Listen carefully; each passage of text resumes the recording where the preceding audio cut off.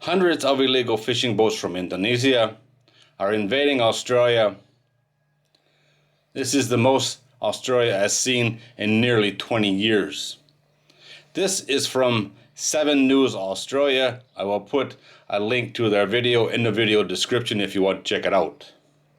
You have to think that the money side of this is very lucrative for the Indonesian fishermen, well, at least compared to what they can make at home. Because any boat Australia catches, they burn the boat right then and there, right at sea. No messing around. We got you.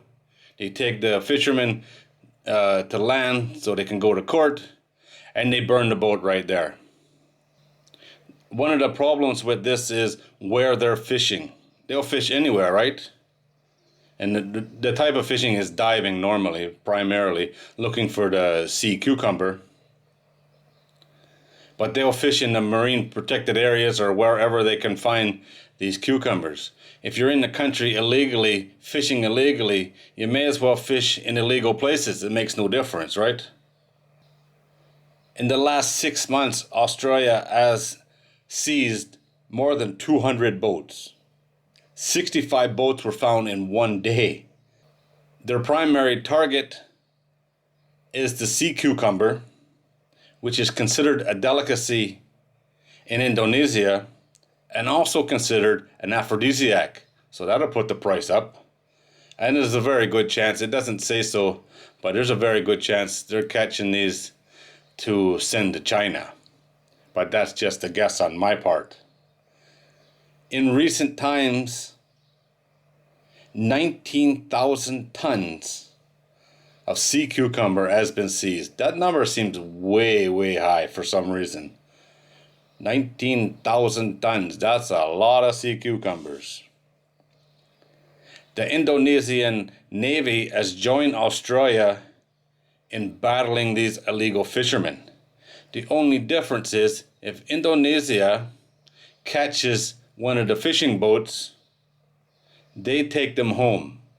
The boat doesn't get burned, and the fishermen don't end up in jail. So getting caught by Indonesia is a lot better than getting caught by Australia, but still they get to go home. It doesn't say that Indonesia destroys their boats. But Australia is getting help from Indonesia on this matter. Australia has invested millions of dollars in patrolling this huge area. You think how big Australia is. All along the north is where the problem is.